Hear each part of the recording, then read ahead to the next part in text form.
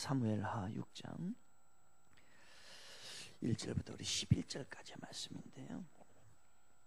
우리 같이 1절부터 우리 11절까지 같이 합독합니다. 시작.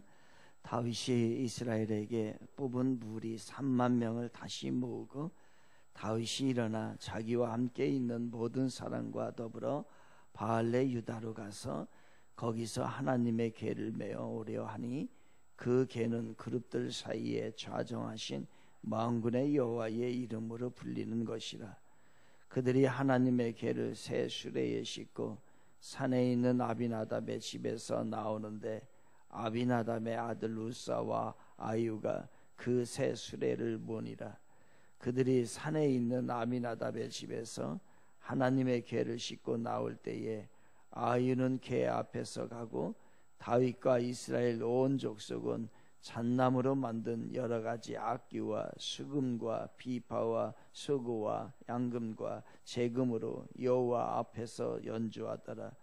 그들이 다군의 타작마당에 이르러서는 소들이 띠므로 우사가 손을 들어 하나님의 궤를 붙들었더니 여호와 하나님이 우사가 잘못함으로 말미암아 진노하사 그를 그 곳에서 치시니 그가 거기 하나님의 궤 곁에서 죽으니라. 여호와께서 우사를 치심으로 다윗이 분하여 그곳을 베데스 우사라 부르니 그 이름이 오늘까지 이르니라. 다윗이 그날에 여호와를 두려워하여 이르되 여호와의 궤가 어찌 내게로 오리요 하고 다윗이 여호와의 궤를 옮겨 다윗성 자기에게로 메어 가기를 즐겨하지 아니하고 가드 사람 오베데돔의 집으로 메어 간지라. 여호와의 궤가 가드 사람 오베데돔의 집에 석 달을 있었는데 여호와께서 오베데돔과 그의 온 집에 복을 주시니라. 아멘. 다윗이 사울로부터 쫓겨다니는데 15번을 피해 다닙니다. 15번을 피해 다녀요.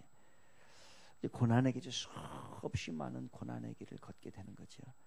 그런데 그 고난의 길도 영원히 고난이 있는 건 아닙니다.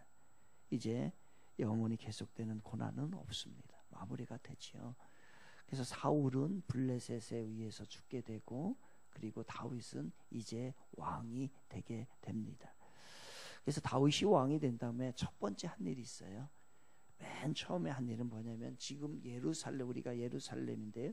이 예루살렘은 그 당시에 여부수 족속이 점령하고 있었어요.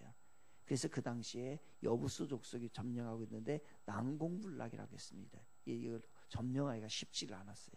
그런데 다윗이 왕이 된 다음에 맨 처음에 한 것이 바로 그 예루살렘을 정복하는 거예요. 그래서 예루살렘을 정복하고 나서 그 성을 다윗성이다라고 하는 겁니다. 그래서 예루살렘을 다윗성이라고도 하는 거죠. 그래서 예루살렘 이제 수도로 정합니다. 그리고 난 다음에 예루살렘을 수도로 정하고 난 다음에 또 처음에 한 것이 있어요. 맨 처음에 한 게 뭐냐면 바로 법궤를 예루살렘으로 옮기는 거예요. 수도가 옮겨져 있으니까요. 그래서 이 법궤는 지금 어디냐면 제사장 아비나답이라고 하는 집에 지금 있습니다. 그 법궤를 옮기는데 이 옮기다가 우사라고 하는 사람이 죽게 되는 사건이 이 사건입니다. 오늘 원래 제사장들이 이 어깨에 그 법궤를 메고 가야 되는 거죠. 메고 가야 되는데 그렇게 하지 않고 새 수레를 만들어 가지고서 수레에다가 가지고 갔어요. 그래서 이러다가 우사라고 하는 사람이 죽게 됩니다. 그러면 여기서 한번 생각을 한번 해보겠습니다. 왜 다윗은 이 제사장의 어깨에 법궤를 메고 가지 않고 수레에다가 싣고 갔을까요? 그래서 이 애매한 우사라고 하는 사람이 죽게 됩니다. 다윗이 왜 그랬을까?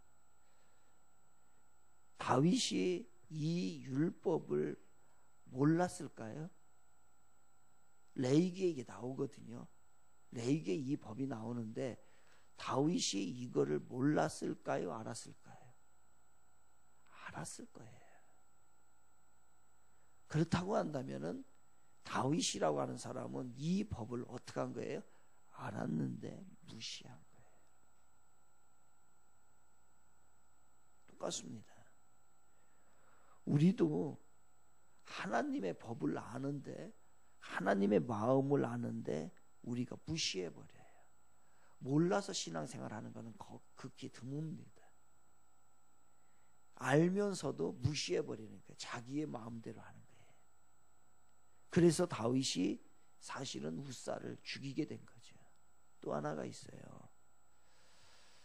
수레에다가 싣고 갔는데 아무 문제가 없었어요. 누가요? 법궤를 과거에 법궤를 싣고 갔는데 이 수레에다가 싣고 갔어요. 그랬는데 죽는 일이 발생하지 않고 무사히 그 법궤를 싣고 갔어요. 누가요? 블레셋이. 블레셋한테 이 법궤를 빼앗기잖아요. 빼앗길 때 블레셋은 제사장에게 메고 가게 한 게 아니에요. 어떻게 했어요? 수레에다가 싣고 갔어요. 그러니까 다윗이 생각을 한 거예요.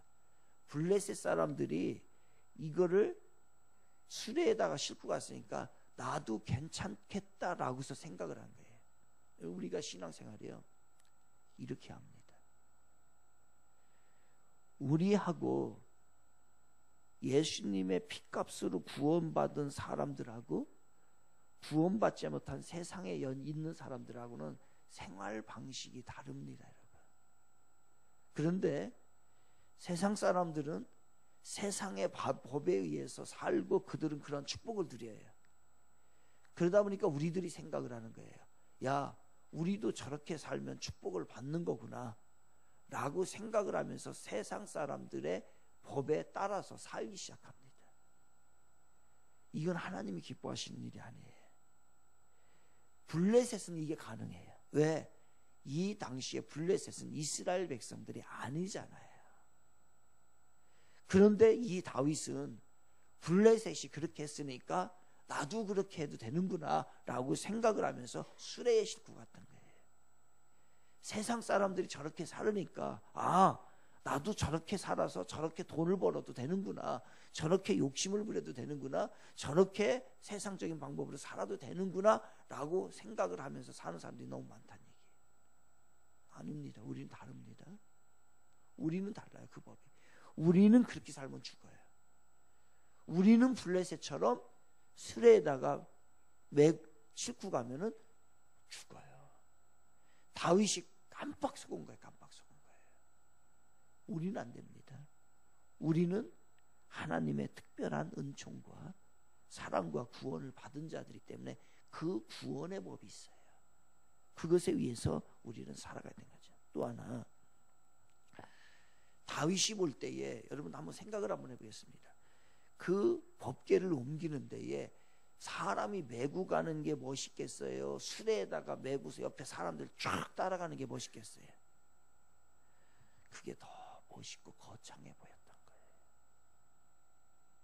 그러니까 나름대로 다윗은 나름대로 이렇게 하는 게 더 도움이 될 거라고, 더 멋있을 거라고, 더 하나님의 영광이 될 거라고 생각을 하고 했습니다.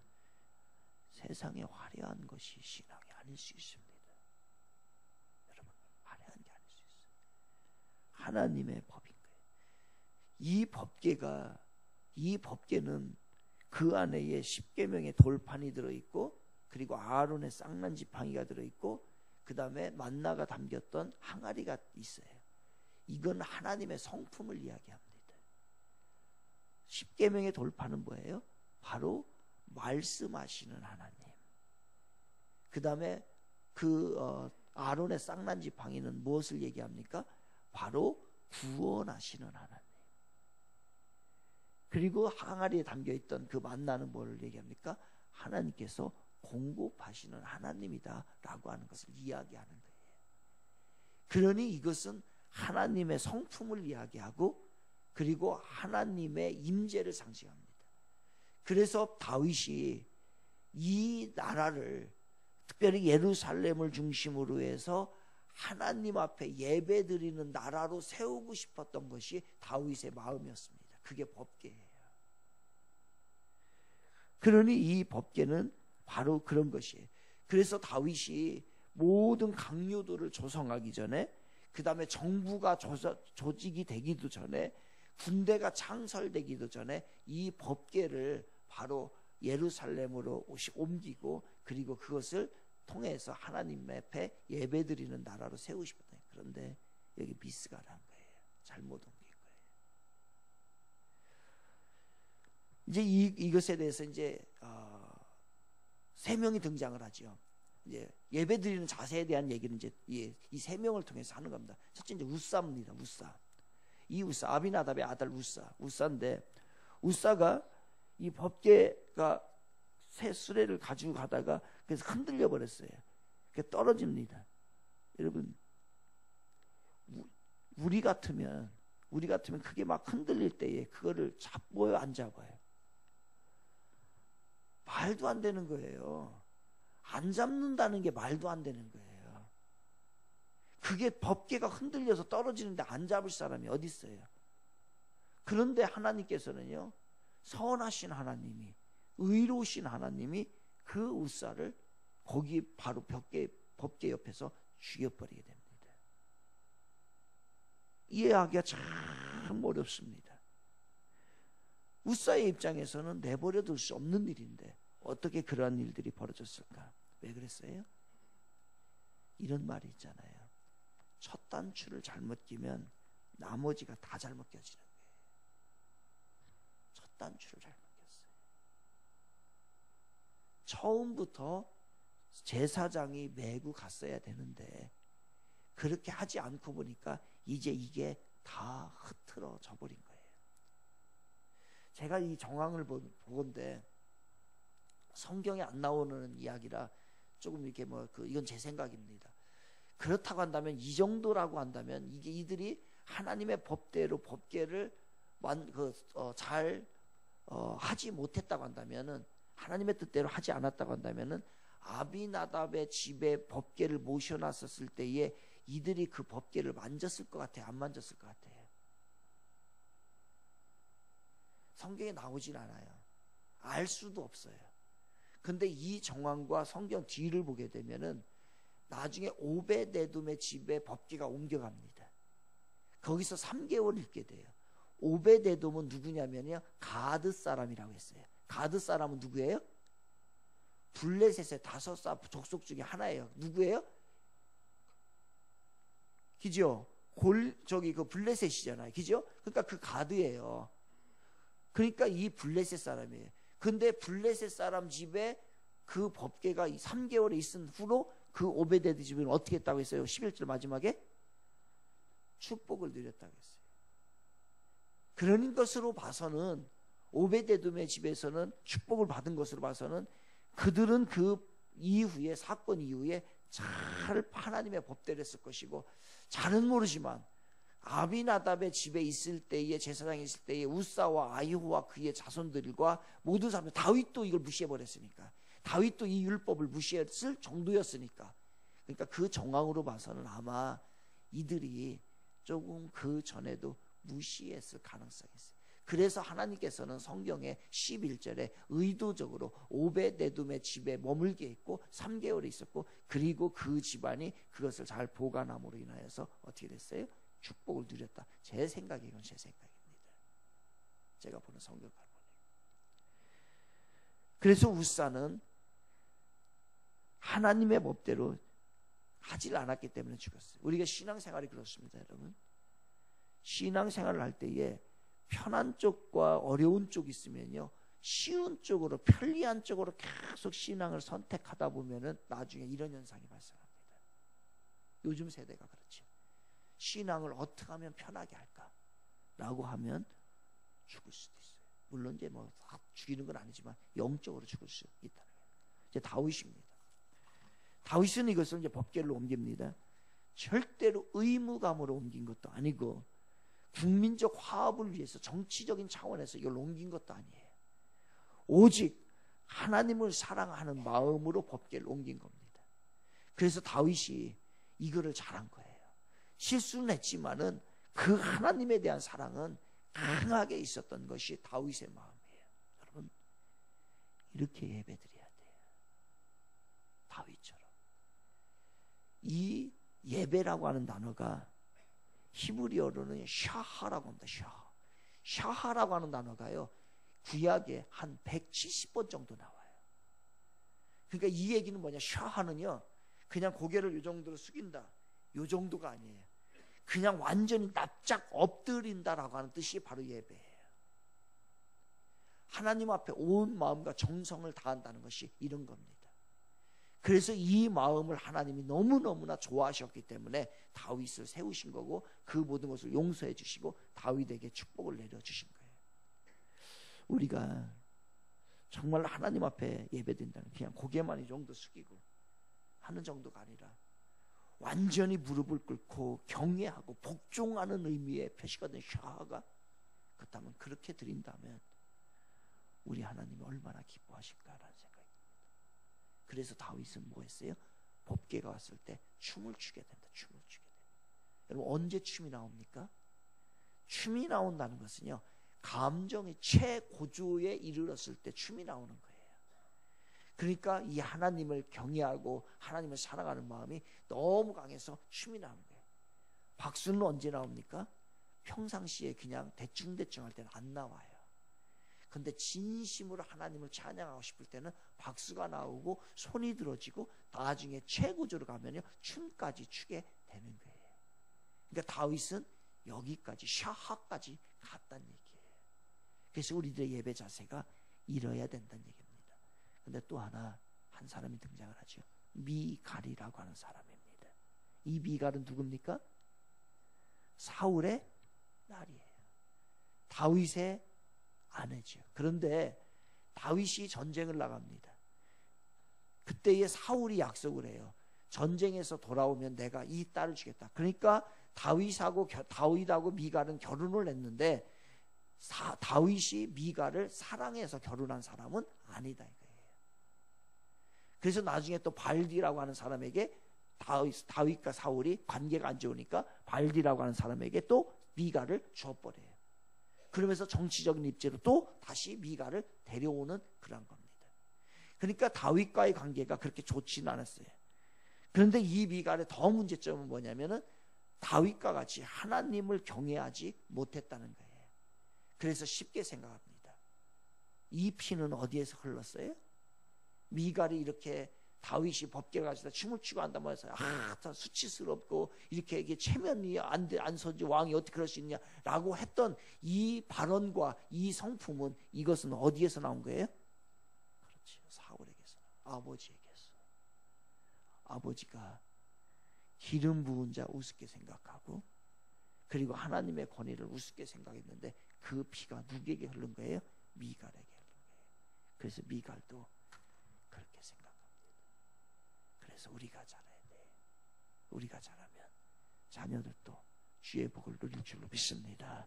오늘 예배입니다. 다윗과 같이 예배드리고 하나님의 임재를 소중하게 여기서 모든 생활 가운데 예배의 은혜가 여러분의 삶 가운데 있으시기를 주님의 이름으로 축원을 드리겠습니다. 기도합니다. 기도하실 때 모든 신앙생활은 예배에 달려 있습니다. 예배 한 번 잘 드리면 행복하고 예배 한 번 잘못 드리면 시험에 듭니다. 여러분은 어떤 예배를 드리고 계십니까? 요즘에요. 우사의 예배예요? 아니면 다윗의 예배입니까? 아니면 미갈의 예배입니까? 하나님은 신령과 진정으로 예배하는 자를 찾으십니다. 샤하, 고개만 끄덕이는 것이 아니라 온 마음과 정성을 다하여 엎드려서 하나님을 경외하고 하나님께 복종하는 것, 마음으로 엎드리는 게 나중에는 예배에 빠지다 보니까 춤까지 출 수 있는 예배자, 그 사람을 찾으십니다. 그 사람이 내가 되게 해주세요. 그러한 예배를 내가 하나님 앞에 올리게 해주세요. 우리 함께 기도하도록 하겠습니다. 거룩하신 우리 주 하나님 아버지, 오늘도 주님의 자리에서 주님의 것을 구하며 주님의 신령한 진정한 예배를 드리기 전 다시 한번 다짐하며 나아갑니다.